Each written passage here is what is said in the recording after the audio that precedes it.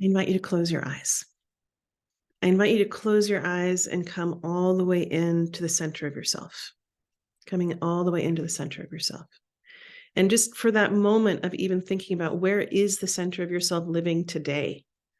And maybe it's in the bottom of your foot. Maybe it's in the center of your core. Maybe it's up in your heart. But for you, just feeling your truth, your body, your energetic body, where is the center of yourself right now? And I'm just going to invite you to breathe into that place. Breathe in really deeply. And just feel your body literally expand with breath. And this is our tool. This is our vessel. And as you're ready, just exhaling out all the little things that are in your way, all the little distractions, like all that stuff, just like, okay, see it, name it, breathe it out. And this time, as you breathe in, as if every pore in your body can open up, and every pore opens up to receive all the goodness, all the love, all the kindness, all the compassion, all the abundance, all the greatness that this life has to offer you. And as if your pores just open up super wide and just breathe that in. Can you feel all the support from the seen world, from the unseen world, from behind you, from in front of you? And beginning to start to feel that multidimensionality of yourself. And breathing all of that in. And just feeling, how does that expansion begin to feel in your body? Do you feel even more? And then exhaling out as you're ready. And this last time, I'm going to invite you to breathe in. And as you breathe in, really breathing in with this intention for what are you here for today? What are you here for today? What's your intention? What do you want to receive? What do you want to get out of it? Storytelling's magic. It's this weird magic because the storyteller is actually always speaking to the field that they're speaking into. So the more clarity you have, the more the magic between us can arise, the more I will naturally just be drawn to speak to what's alive in you. So just really inviting you to get clear. Why are you here today?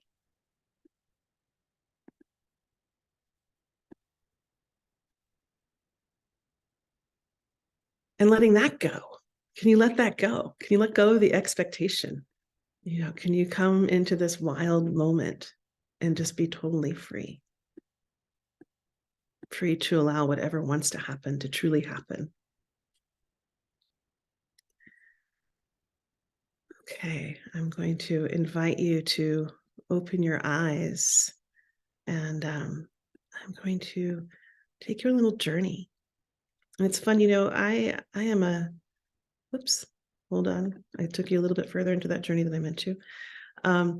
I was really listening for, what was I going to present to you? Some of you have seen my presentations. Reva's been to like 20 of them at least, and she knows that I oftentimes I teach one class, and this one's different. This one's a little bit more stories, a little bit about the journey into storytelling and the journey into what is it to become a sacred storyteller. And I really wanted to tell you why is this one of the most meaningful things I can imagine spending my life force, time, energy on, in terms of really exploring and opening up this new portal of understanding story in our times. A lot of people understand story to sell businesses. They understand stories to keep children entertained. We understand stories as escape. But do we understand stories as being healers, as an ancient healing art, and as something that is so much bigger and grander than all of us? And so that's kind of the journey that we're going to go into today. So where do we come from? What creates us? And what informs what we create? It's the first question that I often ask people when we come into this place of learning together.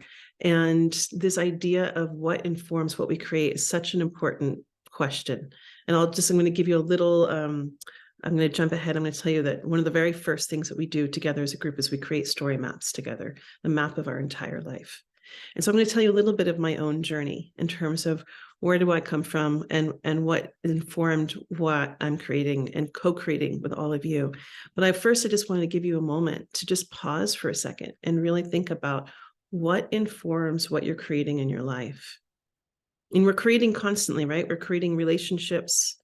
we're creating homes, we're creating meals, we're creating right livelihood, or we're creating out of alignments, or we're creating arguments, or we're creating conflict, and what if none of it's wrong? What if it's like all great, big, beautiful story that we're learning within?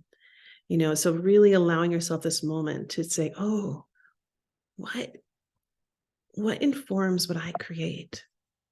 What's informing what I create? A big part of what informed what I create is that I grew up in a farm in Vermont. And while I was in that space, I got to do something that kids that grow up in nature get to do, which is their senses kind of expand. And I was going to write this story in the blog post that I sent out this morning, but it was too long and it's also a little bit too personal. And I really wanted to share this story with people that really, really wanted to listen to it. Because that there's something to be said for making sure that we tell our stories in the right place. And so part of my story was that I grew up on this big farm in Vermont. And as what happens with a lot of kids is when they grow up in nature, their senses expand, and it's really easy, or it's easier to be sensitive when you're in that space. And I, at a very young child, began to realize that I could see auras. And then I could also I could also really sense spirits. I lived in a big old haunted farmhouse. And I made a deal very young. I made a deal that I would listen to it, I would see it, I would sense it, I would become familiar with it, but I didn't want to see it because I was really afraid that if I saw what I could sense, if I could actually see all the ghosts and see all the spirits, then I would go crazy because I could feel everything, And so I made this contract. It was the first soul contract that I made with the universe. And it's, those soul contracts when we're really young, we don't always know what we're doing, right? So I invite you right now just to also consider, what soul contracts did you consciously or unconsciously make along the way? And these are contracts that we're making all the time. I remember after my first love, I was like, I will never, ever step into another relationship again until I'm on my own path with my own 2 feet, right? I didn't trust myself. And I made this soul contract. And it wasn't until like a decade later that I'm like, where's the love in my life? And I was like, oh my God, I made that soul contract. And I go back and work on that again, So I invite you to wonder in these key moments of your life, when have you made a soul contract? Something that you might have made in the whim of a moment or in a moment of clarity. Anyway, in that situation, I decided that I didn't want to see anything. I didn't want to sense it. And I made a deal, and that deal stayed in place. It stayed in place for a long time. And what I also learned is that, people who see spirits or ghosts, especially at that time, were considered crazy. But did you know that if you actually say that you can see something in another dimension that no one else can see, and then you tell the story, you're just considered a really talented writer? So I kind of got in that world, it's like, I was like, okay, I can still be participating in the multiple dimensionality of life. And if I place into this other world, all of a sudden, what could be seen as crazy in one world is seen as like very talented and gifted in another world. So that took me into the world of theater and into the world of writing. And I ended up going straight into New York City. I went and studied very young professional teachers. I got to study with Sandy Meisner and Eric Morris and some really incredible teachers, where I was very, very lucky to be really taught that this is a vessel, this is this tool. And what I would soon come to learn is that it's like this tool that spirit can play. And they weren't saying that exactly in theater. What they were teaching us was about following every impulse. It was about radical presence. It wasn't until many years later that I was studying spirituality that I was like, well, wait a second, this is all the same language. These are all the same practices. And it wasn't until many, many years later that I would learn that in ancient Greece, who they considered to be the very first actor was someone who was doing a ritual to embody a shamanic practice of embodying Dionysus so he could walk among us. Okay, so this connection between connection to the unseen world, I hesitate to use these words, but shamanic practices, allowing energies to come through us and to be lived through us in the world of acting. These were all very closely married without being literally connected. And it wasn't until I started to walk in a lot of different worlds that I started to connect that. I was also walking with this really big question where I started to notice that in the middle of it all, it's like I was in these big theaters. I was in small theaters, and there was something that was happening, and I could feel this very palpable energy being created. And I was like, what is it? Like, what is it? And I wanted to capture it. I didn't want to see the door open and it fly out the door. I wanted to actually like do something with it, because we were building it. We were generating, creating all this energy. And then as life would have it, I made some big choices. I left the world of theater. I went into the world of wilderness therapy. I went into the world and got a master's in social work. And then I found this beautiful moment where I was fantastically out of alignment. And that moment really showed me the power of my voice, because I nearly lost my voice. I had to have a surgeon cut across my larynx. And that's a whole other story that many of you have heard, and I'm not going to retell it right now. But it was one of those moments where the initiation of life came for me. And I invite you to think about this, because we don't often have context for initiation anymore. Cancer can be seen as an initiation. Getting fired from a job can be seen as initiation. Rejection, what a great initiation. As is marriage, as is having children, as is retiring, and other whole cultures, this act of being initiated and having guides that helped you walk across the threshold.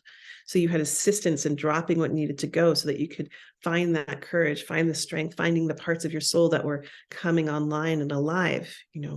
That's what started to happen in initiations. This other part of you comes awake and alive so you can go and live it into the next chapter. Well, I had one of those moments, as have you. And so I really invite you to think about that. They often show up, in our modern day world, they show up as, a lot of suffering and pain. But if we understand what they are, it's life saying, we're ready for more of you now, then we have a whole other way of meeting those kinds of moments.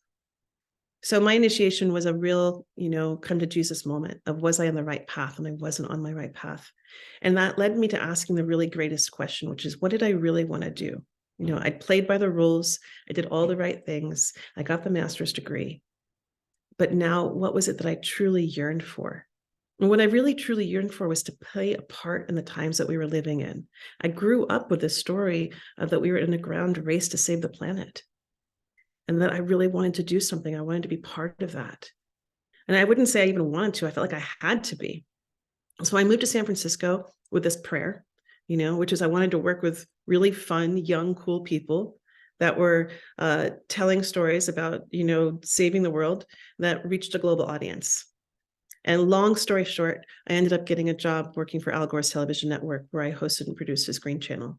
And it didn't come that easily. I just want to say there was a lot of struggle in all that. That's not exactly what the story about. The story is coming closer to how we could work together. So I'm broad swaths of the story that I'm sharing with you today.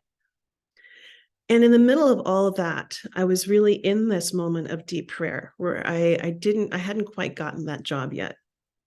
And I was in a big city where I didn't know that many people, and life was not easy. And I was very much struggling to make ends meet. And a friend of mine, seeing that struggle, she was like, Leah, why don't you just go hang out at my friend's homestead? She needs someone to take care of it for 10 days. And this is that homestead right here. It was in the Lost Coast of California. And I'd grown up on a farm. So hanging out in a homestead was like going home to a very familiar place for me. And I was like, yes, 10 days alone in nature. That's my happy place. I can think, I can breathe, I can make sense of my life. I'll come up with a strategic plan. I'm a Capricorn. We like strategic plans, and I brought the big white paper, and I was going to come out with a plan. And I sat down literally in this spot. I sat down and looked over this ocean, and I made this prayer, and it was like a real prayer. I was like, show me the way, show me how I can be of service to this in this lifetime. And may it be fun, and may it be in right livelihood. And I heard, nothing. I need to tell you, I was in my mid-30s. I thought I knew everything. So I knew it wasn't me talking. I heard, nothing. You are a priestess in training. I did not know the word priestess, and I'm from the East Coast. I was repelled by this idea. I was like, oh God, please, no, not that. But you're in training. Take long walks, take long bows, and listen. And that was my charge. And because it was so clearly not my ego at play, because I had been so externally focused on all the accolades, doing everything right, doing. This idea of having to just be and listen to me felt like a curse. And I was like, okay, I'll sign up for this punishment of listening, taking long walks, taking long baths. It's like, it was not fun for me. But I did it because how often do we have these amazing windows that where life gives us, and to actually spend that time listening? And I did long walks on the beach, long baths, long walks in the forest. On the 9th day, nothing had happened. And I knew that I was going to have to go back to San Francisco and figure out life all over again. And I was furious and angry. And I got so mad. And I was practically having this temper tantrum when I started to hear a whale sing through the woods. Now, for years, I told people that I thought I heard a whale. But the truth is, I heard a whale singing through the woods. And I ran back to my computer and I thought I was going to write this beautiful poem.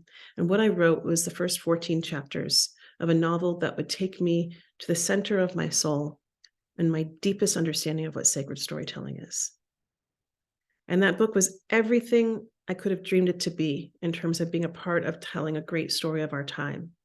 And I had to put that book down when I started working for Current TV. And that's where I thought I would get to have all this change, this impact and social change. And because we were the first television network that actually had a website, can you believe that? It's hard to imagine now, but we were.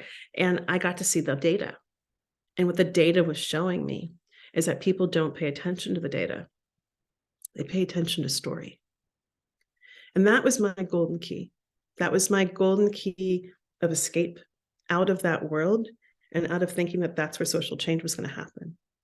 And it brought me back into the center of the soul of that initial prayer and into this story. And that story, I ended up going back to this place and I lived there for, I think 9 months.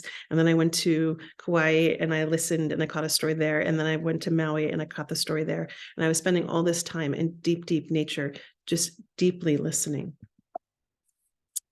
And that really, it's like, I can tell you about all the teachers that I've gotten to study with, like Michael Mead and Stephen Jenkinson and Carolyn Casey and all these amazing people, and they've all influenced me. But what I know in my bones about the power and what sacred storytelling is and the spirit of story, I learned from these places. I learned it in nature. And I started to learn what I would later hear from Sean Kane, who said that myths are the earth speaking out loud. That this inspiration that was coming from the earth herself. And that the stories that we tell either show how connected we are or disconnected we are from the source of our stories. And so I started coming out and I started thinking, okay, I want to tell this story. And it's like I'm trying to find a way to be in alignment with it. And now it was time to kind of like in the process of discovering that story, I was learning all this stuff about storytelling and story itself. And I started sharing it with some people. And our first class had about 4 people in it. And then the classes started getting bigger and bigger and bigger until eventually we had about 70 students in one of the first big online programs. And I was like, oh, there's something here. And the first class that I taught, I didn't tell anyone that it was anything other than storytelling. I just said, it's just a little storytelling class. And then people came and they were like, what? Excuse me, this is literally what someone said. They're like, what the fuck just happened? That was not just a storytelling class. And I was like, yeah, I mean, when you really get into understanding story, you actually learn everything that you need to know about how to come into an exalted expression of your humanity and how to be human and how to use this incredible tool as something in service of life. And when you really enter into the mystery of story, that's what happens. And so we started doing these beautiful events, and I started gathering with people, and we started doing story ceremonies. And every time we'd come together and do these classes and do these events, there was an altar. And it was beginning to emerge as naturally as one can be, which is that we can't do story without relationship to the divine. We can't do story without acknowledging its inherent relationship with the sacred and inviting the sacred into our space. And this continued to go on and on and on until a big story came my way. This is the story that I didn't put in the blog post that now I'll tell you guys. And what happened was that I was in a priestess and training class. I surrendered and I was like, okay, I'm going to go to 13-Moon Mystery School and start studying with Ariel, which is an incredible elder among us who's still here. Definitely go check out that school and Ariel. And I had committed to this path of sacred storytelling and what it meant to be a priestess of story. I had no idea. I'd never heard this word before, but I was just like, this is what life was asking. And while I was in one of those circles, this woman said, I'm very afraid to speak in this world because I have this memory of being killed as burned as a witch. And that stuck with me. I was like, whoa, that old story is so powerful that it can affect your ability to speak out. And that was 2012. I was like, really? I was like, wow, the stories are powerful. And then out of the other ear, I went to the Women's Herbal Symposium and I got to meet Trish. Trish is a sea witch. She's like an authentic sea witch. And she told me this amazing old tale about how Wakami had made a deal with the witches, and that there were some women who, rather than be burned at the stake, went and voluntarily gave their lives to the ocean so that their knowledge could be preserved and continued and given back. And that the ocean created Wakami for these women. And so now in like the span of 2 weeks, I heard these two tales coming together and I was like, well, I'm a weaver. I was like, these stories want to come through to me. And so I asked for the story of that one woman who made the deal with ocean, and the story arrived. And we hosted an event and we thought maybe 13 people will show up at this event, and 40 people showed up at that event. And we're like, oh, we struck a chord. Okay, something's happening here. And then we did this event, which was we did it in an even larger format. And this one, we had over 200 people in the Redwood Grove, just outside of Mill Valley in the Casio. And Starhawk came. And it was a really incredible experience. And it's where I began to learn that old stories are very, very, very powerful. And I had no idea what I was messing with. That this story of the witch was so loaded with so many people's fear, and there was so much complexity to it. And there was so much still very potent in it. And it was doing something. It was still in its way acting as an oppressor all on its own. And I didn't know any of this until I started to step into it. Because the first time I went and I did the story, and I you guys, I've been performing in front of large audiences my whole life. It was not a new thing. I did that story for, I don't know, 40, 50 people. The next morning I woke up, I felt like I'd gotten hit by a Mack truck. I was like, I could barely get out of bed. And I was like, wait a second, what's going on? So I talked to some of my friends and they were like, did you clear your energy field? And I was like, no. And they were like, you got to clear your energy field. And I was like, oh, right. The power of projection. I was like, oh, I hadn't even considered that as being, that I was picking up all the stories that people were in the process of clearing in that space. I had no idea about the energy management. And remember, like back in the day, I could feel that there was this energy that was happening in the space, and how are we going to catalyze it? How could we work with it? In this case, I was like, I felt the consequence of that. And then something very strange happened. Because I told you about that initial soul contract that I said, where I said I could feel things, I could hear things, but I never have to see anything. And we took this, we toured it to New York City, we toured it to LA, we took it to Nevada City. In Nevada City, something very strange happened. Me and my partner just like had this little and we're like, whoa, what happened? And that night, I woke up to see this spirit energy coming out of the ethers at me. Like I could see a spirit. And I was like, you just broke all my contracts. You just broke all my contracts. I don't know how you're able to do that. And so again, it taught me about the power of these old stories. And that when you enter them, when you take them on, when you say yes to living with them, that you also need to understand the responsibility to yourself and others as you do that. So this story was one of my greatest teachers, and I love this story and I love this experience. And it's really what gave me the passion to take the teaching of storytelling into a much deeper path and say, whoa, this is very profound work that we're doing when we're working with stories. And the more that we are in, we have the reins of understanding what we're doing and the true capacity of what we're doing and what we can do with it, the more influential we can be in these times. Aren't these illustrations fun? Mark Smith made them. Maybe Mark can raise his hand. So let's talk about story for a second. I understand that the body is the soul. Body is the vehicle for soul. I think a lot of people are in agreement with that. If you aren't, we can just skip over that. And that stories are the vehicle for spirit. Okay. And so, for example, if we tell a sad story, grief might live through us. If we tell a really happy story, the spirit of joy will live through us. If I tell you the story about my first love, oh my God, the spirit of love is going to fill our space, and in this way, we bring these energy bodies into our body so that we know them. And anyone will say, okay, if you're going to tell a story, you have to know it inside out. Well, they're using accurate language. The story has to live inside of you so you can bring it out into the world. When we're telling our own personal stories, that's easy. They grew up inside of us. But when we start to tell bigger stories or other stories, we actually have to make a pathway for them to come in and get to know them. So this was one of the things where I was like, okay, this is a bigger thing. We're actually working with these energy fields, and actually storytellers are conductors of energy. And then this other thing began to become very visibly clear. And it was when we started working with stories, a tool for healing, that we started to realize that we needed to actually create some very focused agreements between the storyteller and the story listener. One sec. Oh gosh, Siri. Okay, I didn't realize to the list. Wow, Siri's having things to say about that. That's hilarious. She's realizing things.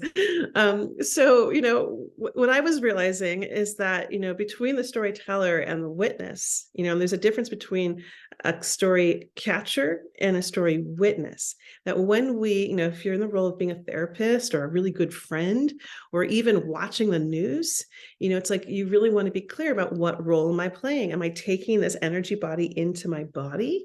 Am I unconsciously agreeing to say, oh, I'm so sorry that's happening for you. Here, let me hold your pain for a little bit, Or can you be in the state of the sacred witness and say, let me be here. I'll be present with you, with your story. I'll be present with you in seeing what's happening. But I don't need to unconsciously agree to carry the weight of that story, take that into my own being. And so after all this more things, I was like, okay, I'm ready for the next story. I'm ready for the next big one. And the next big one was the story of Medea. And the story of Medea had been coming for me for a while. And she was asking for help with she wanted to work with forgiveness. And this is how I understand stories. As a story catcher, a story will often come to me. They come and they'll be like, work with me. And I was working with this one partner, and she'd recently just had a child, and she was like, she stepped into it, and we put the invite out, and all these people came running to signed up for it. And she was like, no, I'm not telling that story. I have no forgiveness for Medea as a mother. There's no way I can touch this. And I said, okay. And this time I learned my lesson, because I realized that this is another very old story, a very powerful story. It was asking for a change. It was asking for us to do something in the transmutation of the story. And that I wanted to wait until I had a good group of people to co-hold that energy with me. Okay. And then I now understood how big it was. So we ended up, when the timing came right, we ended up leading a course. And these women in the top right corner were the extraordinary women that stepped in to create that amazing story ceremony. We did it with over 200 people in Berkeley. And when we got to know the story of Medea, we started to take on what it is to be, a real forensic, anthropologist, studying where does the story come from? If we're going to actually be able to tell a story, you have to know who is the creator. What are they in service to? What were the times that they were living in? What could they say? What could they not say? And as we began to really study and get into the history of Medea, and if you guys remember the story, Medea was blamed for killing her children, right? She did a whole bunch of bad things. And at the end of the story, they say that to get back at her husband for leaving her, she killed their children. Well, when you go back and research the history of this, The research actually shows, the true history shows that Euripides, a playwright, was paid off by the townspeople of the king whose wife was killed to write the play that Medea had killed her children when really they had killed her children as revenge. And so, wow, this is quite a very complex story. And Medea was coming and she was like, I want a story around forgiveness. And so it was an extraordinary experience of telling the story as it had been carried through time, and then the true historical version of how that story was created and why. And then what was it calling out in us in this time around betrayal and forgiveness. We ended up doing a Ho'oponopono ceremony with over 200 people, 100 and 100 facing each other. One of the most amazing experiences I've ever had. And again, after that experience, completely shifted my whole way of being. For some reason, it's a whole other story. Oops, I didn't mean to do that. So this is, again, it's through these experiences we're really coming to that transformation, shift, change happens in the space of telling story when we come at it with this intention. Now, I'm showing you guys some very exalted expressions. I'm not expecting everyone to go out and do story ceremonies, right? But the very experience of us being together, all the same things are happening, regardless of if we have the big, huge container and the beauty of the ritual and the right lighting and the altars, right? We are already stepping into a field of exchange. And the more conscious and aware we are of it, the more that can happen. And then there's this whole aspect of what happens in group energetic fields and how much can shift and change in that space. And so when we did the story of the witch, I was really clear. People were like, well, we didn't have this big cathartic release. And I thought I was going to do that. I was like, but we were only there for 2 hours. How on earth could I take you to the depth of that kind of cathartic release and back?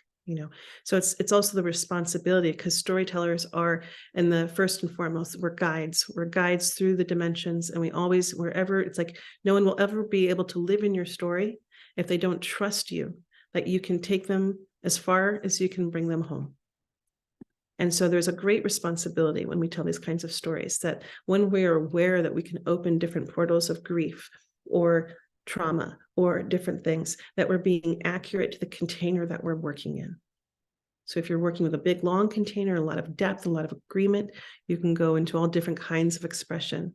But what I've also learned in these places is that you can have incredible transformations, I don't like to use the word transformation. Let's say alchemy, let's say transmutation in these spaces without all the drama. So that was 2020. That was in February of 2020. And then we know what happened next, right? COVID happened. And so we moved online. And we ended up moving through and doing these courses that then moved through the different chakras of the body, and really got into the specifics of that, and really looking at, how do we create this field? How do we create these experiences online? I didn't really believe in it that much, I got to say, at first, but then I was kind of blown away, as probably you've experienced, the level of intimacy and connection that we can have. And also that now we get to have this global experience, which was super amazing. For some reason, this is right there. We go. Okay. So I want to tell you this little story. And this little story is about my nephew, James. And first, I want to read this quote. If there's anything I'm teaching about the unauthorized history of America, this is not my nephew, this is Stephen Jenkinson speaking. If there's anything I am teaching about the unauthorized history of America, I'd better start with the terms and conditions of our meeting. That many of us are fleeing from all manner of inconsequence that we mistake for freedom. That anonymity of insignificance. I just want to talk about that this idea of being anonymous and the insignificance that comes with it. And one of the antidotes, strangely enough, is to ask more of people when they have a sense of being nobody, not less of them. The burden of learning confers that. And this is the idea of what I really want to share with you is this beautiful story about my nephew James. And my nephew James, he had a little bit of a harder time starting off in life, and he would often get himself in a lot of trouble. He was not going to play by the rules. And James literally got kicked off the island of his summer camp, and me and my brother had to go pick him up. And I really felt for him. I mean, God, just like I was imagining what it would feel like for me, and all the shame and the upset to be sent home and kicked out of camp and this whole thing. And when the camp counselor went to go meet with my brother, I decided to take James for a walk. So we're walking through camp, and I'm expecting him to be so traumatized and upset and ashamed. And I'm like, so how are you, James? And he's like, well, let me show you. And he takes me all around the camp, and he's like, do you have any idea how much responsibility the camp counselor has? And I was like, no, I didn't know. And he's like, he takes care of this and he takes care of that. And he's really responsible for this and responsible for that. And what happens is the camp counselor had taken him all around. So they didn't just throw him off in the corner because he was a bad kid. Instead, they brought him closer in. And they showed him more and more of how the camp works and all the responsibility and all the considerations that those who are taking care of the kids have to take into consideration. And James was leaving feeling connected, proud, a part of. And when I went back to that counselor, I was like, what did you do? Like, what kind of magic are you doing over there? And he said, we can't ever have a kid leave not feeling welcome back the next day. It's really important that they know that there's a home for them here. And that to me was like, wow, this guy is an expert. He's an expert storyteller. He's an expert in really carving out a new role for this kid, and for having really clarity around the boundaries of what wasn't working and how he had to go that day, but how he could come back the next day as another version of himself.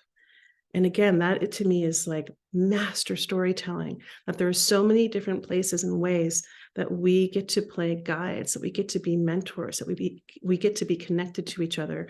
And it feels like, more and more and more of us are going to be needing that kind of connection. This is one more quote from Stephen Jenkinson that I just love. And again, we're going back to this idea of inconsequence. And he's obviously, thought a great deal about this. He says the origin goes back to the cradle of civilization. There are records that come from the Tigris, oh my gosh, you guys, I don't know if I'm going to pronounce this right, Euphrates basin. And it happens when people gathered not on kinship, but rather on who owed what to whom instead, which is when everything became unglued. I think there was a certain consequence of too many people in one place. When there is a critical mass and you tip beyond that point, you can't claw back from it. And that's when you try to legislate civility. Because when there are too many strangers, strangerhood becomes a template for social engineering. The world is paying a heavy price for this. And we can see it in how we feel a radical loneliness, no matter who is around us, no matter how affluent and lucky we are. These things are signs, not causes. If we are people of consequence, that runs through us too.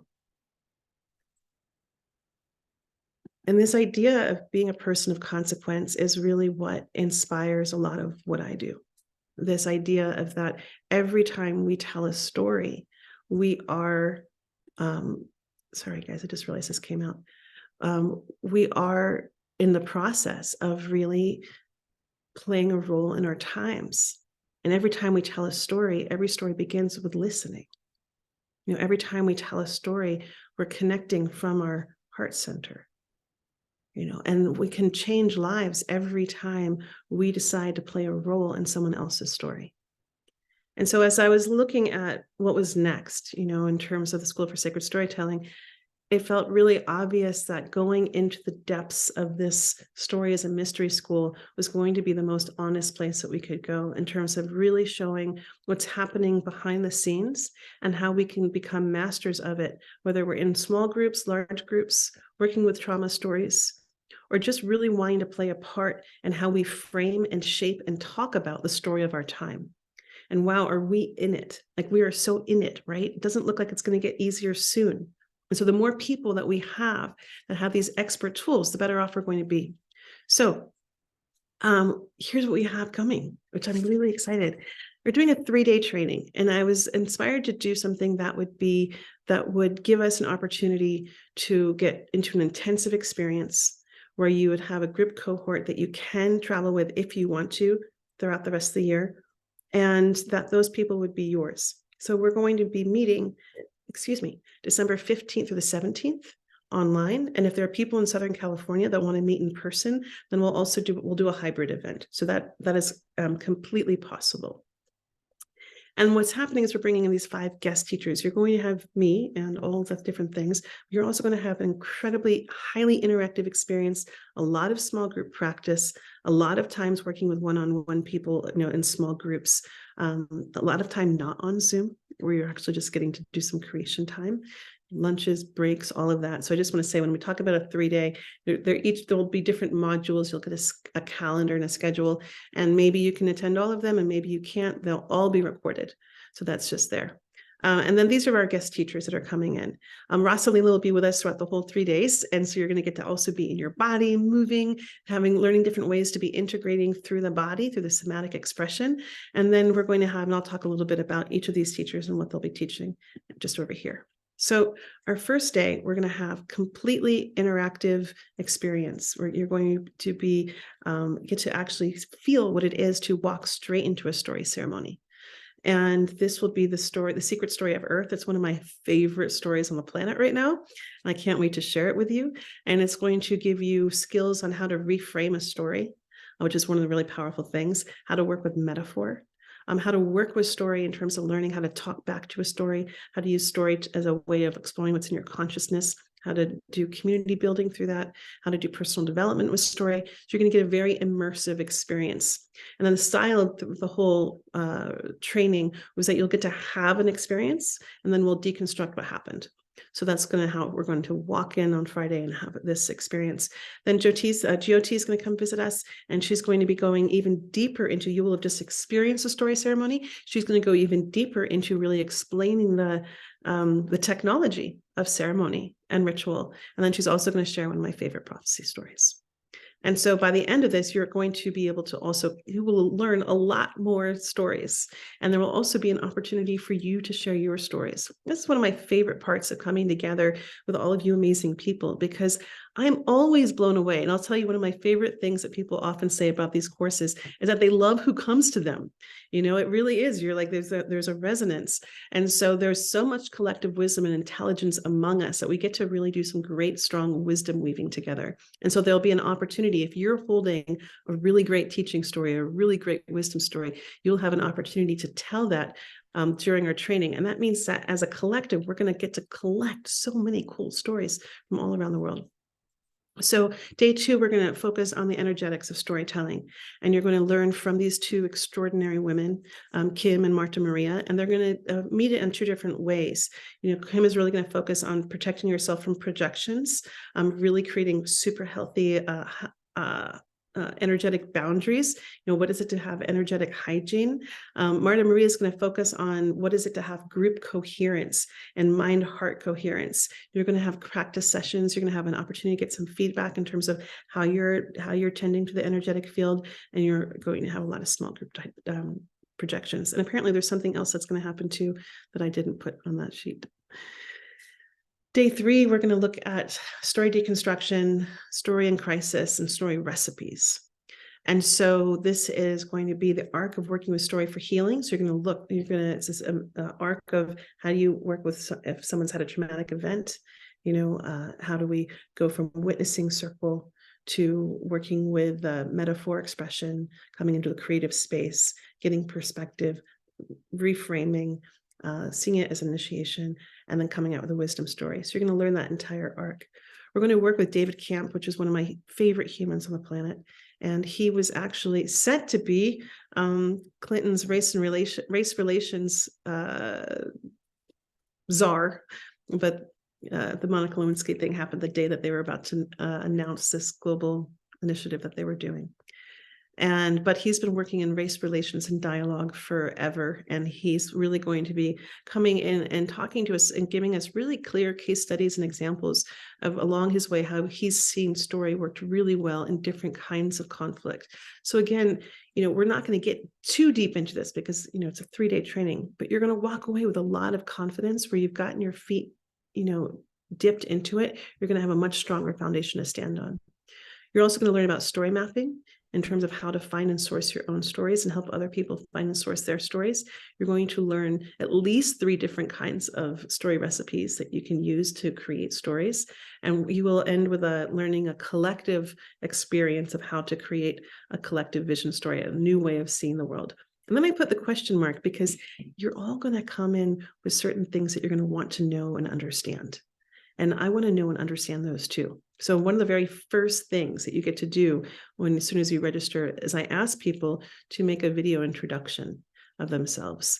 And in that video introduction, also really getting to what are the specific things that you're wanting to tend to understand more of so that we can really kind of get into the depths of who's in the room and what do you need. And so we'll be also doing a little bit more shaping to who's in the room. So that's why I ask all those introductions to come in advance. There's 2 more stories that I want to tell you. And this story, sorry, I turned off my thing because I wanted to be able to see you guys. I need a break from it. But there are more pictures, but I'm just going to come and look at you guys for a bit. This story comes from California. It comes from the 1970s. And there were these 2 men in their 20s. And they were hard out. They decided they needed money. They decided there was only one way to do it. And so they hijacked a school bus of kids. And they figured they would just call in their ransom call. They were going to ask for $5 million. That was the plan. This was before cell phones. This was in the 70s. So when all those parents didn't have their kids show up, all the phone lines jammed in their whole town. And so the call couldn't get in. Kidnappers drove that bus around for 5 hours trying to figure out what to do. And eventually they drove it into a mine shaft and they buried it. So everyone that was in that bus believed as sure as day that they were dead. No one knew where they were. There was no getting out. And 2 things happened in that bus. Some people took that information that there was no way that they could get out, and they did nothing. And some people took that information that there was no way to get out, and they engaged the spirit of hope in action. They hoped for another possibility, and they took action on it. And through true Herculean efforts, they were able to push a way through the roof of that bus and escape. I love this story. It's a true story. It's walking among us. And Stanford went back and they did research on the people in that bus. And they discovered that those who did nothing ended up living with PTSD for the rest of their lives and had a really hard time functioning in the normal ways of life, just like the extreme trauma remained. Those who did something against all the odds went on to live normal lives. They got married, they got jobs, they got homes. And so what this story speaks so loudly to me in this time as when we're looking out at these times. And it's depending on what direction you're in. I mean, some people are looking in direction, it's all beautiful blue skies. Other people are looking in direction, it's looking a little bleak. It's like no matter where you're looking, there's so many different stories to be catching. And I love this story because to me, every morning it says, my job is to be hopeful about a new possibility and to work towards that. And that's where I feel like storytelling gives us the keys to do that, where it's not just a fantasy, it's an idea. And the only way that reality comes into being is when we speak it. And that's what we're doing as storytellers every single day. We're speaking our reality into being. And so I love that one of the most ancient wisdoms on the earth and one of the oldest teachings on the earth is an agreement from all the old religions and cultures. They agreed on something. And they agreed that the world was sung, spoken, and chanted into being. This wasn't like a new age glass half full kind of thing. This was which is beautiful, by the way. This is a really old, ancient way of understanding humans' unique place on this planet. We're the ones that speak reality into being. We can shape it and change it in ways like nobody else on this planet, as far as we know. Who knows what the hummingbirds are doing? But anyway, so that is my time with you today. I hope some of those stories will feed and nourish you. And if you would like to be part of this training, I would love to share it with you. I'll share a link with it. And what I'll share is that anyone who registers over the weekend, I'm going to also give you the complete master library. That's like 5 years of the school, every single master teacher that's walked through. It's over 108 hours of extra classes. So you will be so entrenched in this idea of story and sacred storytelling. You'll have more than a foundation by the end of that. So I'll just put that in. And what I'll also do is, oh, yay, Ruthie, is that I'll also stay on for a little bit. And for anyone that wants to hear about the first invitations and assignments, I'll share those so that we're right here and you can ask about them. And if there's any questions, I'm here for that. So if there are any questions, if you want to raise your hand, I'll answer those. And otherwise we can, okay, yes, Peter. I just have a question if there is possible some payment plan for the price for the course. Absolutely. Absolutely. Yeah, just email info@leahlam and we can figure out a payment plan. Okay, thank you. Thank you. Absolutely. Thank you for asking that. That's an important question. Andrea. Hi, Leah. Hi, everyone. Thank you, Leah, for this. I have been wondering how to bring storytelling and healing in community. And I love the idea you're bringing. So in terms of community work, working locally with the community, what can you tell us about that? Because I really there's a program here in Canada and BC, and I'm going to apply to that to be able to understand, what I need to look at as a community leader and all that. But that is one aspect of it, right? But me as the storyteller, like, how do I do that? How is this something that we're going to tackle a bit because you mentioned community. Yeah, I mean, if you're saying I need a little bit more of this, like David's actually going to be a really great mentor for that, and we can definitely give you some case studies and some examples of how story is being used in community. We'll definitely talk about witnessing circles. We'll talk about the truth and reconciliation circles that happened in South Africa. So we're going to talk about some very concrete examples of how it's being used. Something that you might want to check out right now is the Story Center. They do digital storytelling, and oftentimes they'll work with different communities to help them learn how to tell their stories together. So what you'll get to do is you'll get to be exposed and see and hear about different people that are doing it in different ways.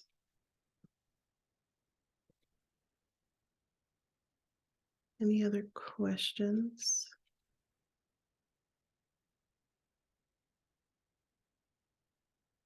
Okay. So I'm gonna tell you guys about the first assignment. I have a question about time zones. Okay, that's a fair question. It's from 9 a.m. Yes, Andrea. It's from 9. It's digital storytelling. It's a little bit different than what you're talking about, but there's a lot to be inspired by what they do.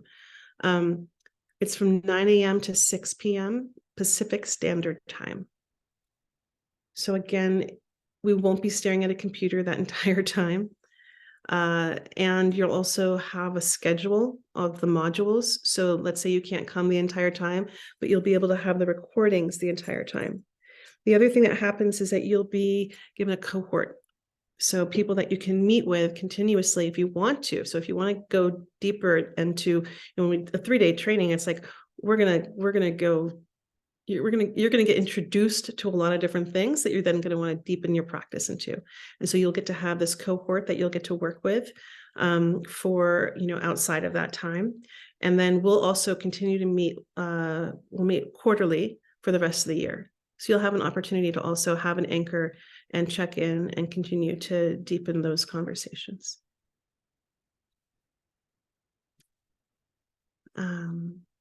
Okay. Any other questions before I start telling you about our first assignment? Okay. So, Yes, I know those groups are great. I've seen so many wonderful things happen with those groups that have stayed in touch, and they really do deepen the experience and able to anchor it in. So it's not something that we just think about and talk about once and then move on. I know lots of deep friendships that have happened through that.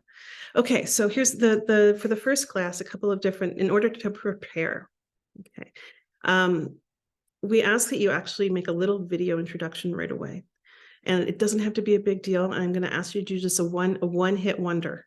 Okay, this is what we call in video, just a one take wonder. Okay, take your phone, make a video, it's done. Okay, don't do it over and over again. This is not about being perfect. And the reason why I'm also asking you to do a video is because so much of the work that we're coming to do is to show up in the world. And so it's really great to be able to do a quick little practice. Look, if you're terrified and that would like knock you out of the course, don't let that do that. Then write it. It's just, I'm just like, get yourself across the threshold. But if it's a little edgy for you and it's really uncomfortable, but you can still do it, do it.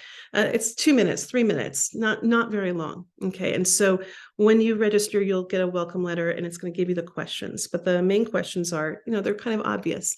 What's your name? Where are you from? Then I'm going to ask you, what are your gifts? What are the gifts that you're bringing us? Okay. That means like, what will I get to experience in this room? Maybe you really mastered some patience. Maybe you know how to heal a broken heart. Maybe you have radical curiosity. You don't have to overthink this. This is just your God-given gifts. This is you walking through life. You just bring it into every room. Maybe you're a really good listener. Maybe you're just committed. You're just committed and you're going to be here, so it's like, that's the gift that you can bring to us. The other thing I'm going to ask you is, what are your challenges? This is so that we can support you and so that your small group can support you and so that you can start thinking about it. Maybe I have a really hard time focusing, or I have this hard time with follow through, or I have, my challenges is that, I can only come to half of it. I don't know, but, just think about, what would your challenges be so that we can hold you and support you through that. Then I'm going to ask you, is there a deep question in you that you really want to have addressed in this training?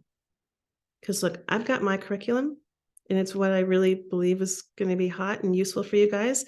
And then there's the truth of who's in the room and what you guys really need and want. So as best I can, I will do my best to really make sure that we can really meet those needs. That's why I'm asking you to tell me in advance so that I can also prepare our mentors and so that we really understand what are the specific needs that you guys have right now. So that's the first thing. The second thing is that you'll be invited to do a story map. Now, look, we're not going to actually get to the story map the third day. Okay, but this is fun. This is really fun. And a story map is where you take a piece of paper and you draw your life story without any words.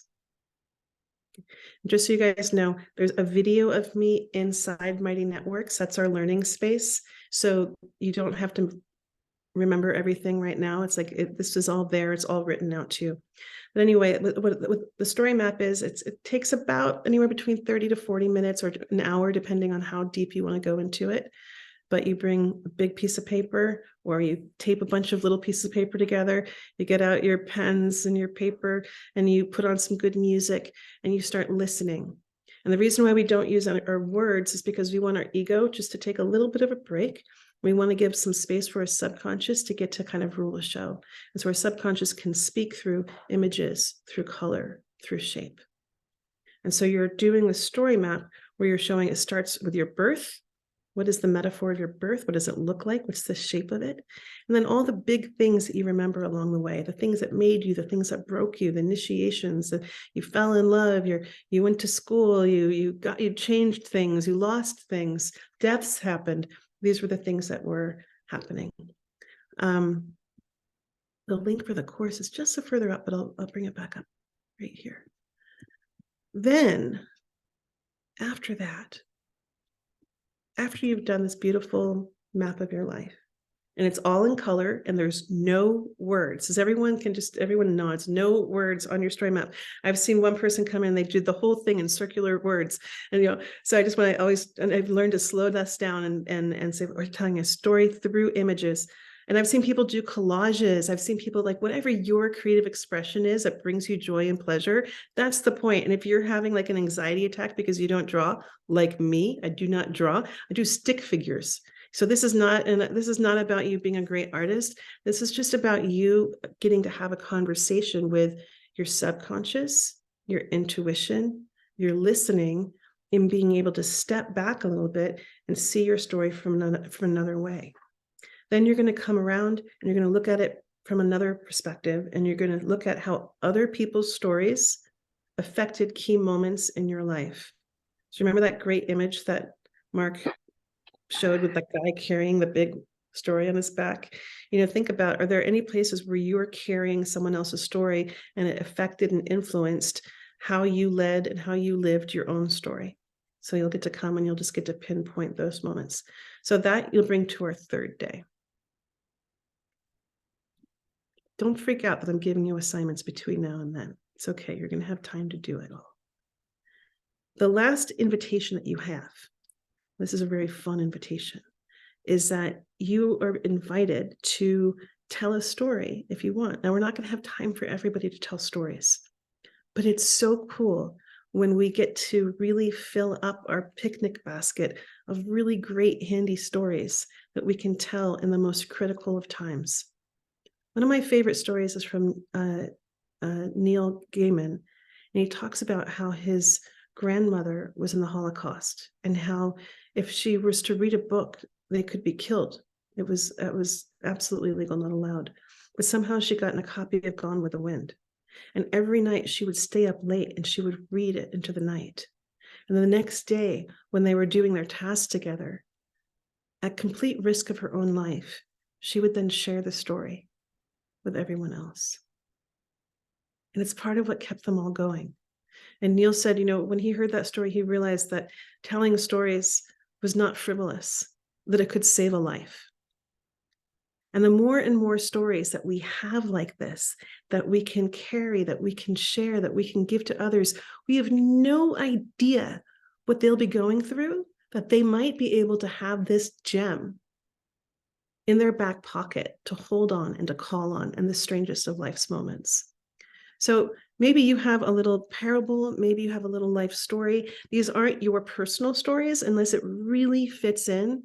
If you really want to tell your personal story, I'm going to ask you to email it to me in advance. But really, these are designed to be these kind of more universal stories, like the bus story, stories from extreme circumstances, or maybe they're little tiny stories. I have other stories, teaching stories. Okay. So if you have them, we're going to be calling on our collective intelligence and wisdom. And so you're going to have an opportunity to sign up for those and to tell those stories. They just need to be under 5 minutes. Okay. That's what I got for you today. Any other questions? Okay.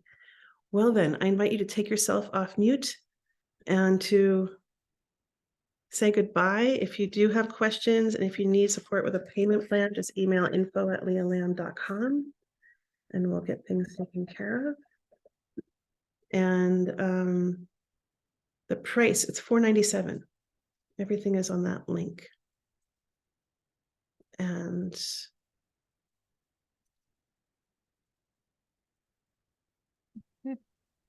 there we go.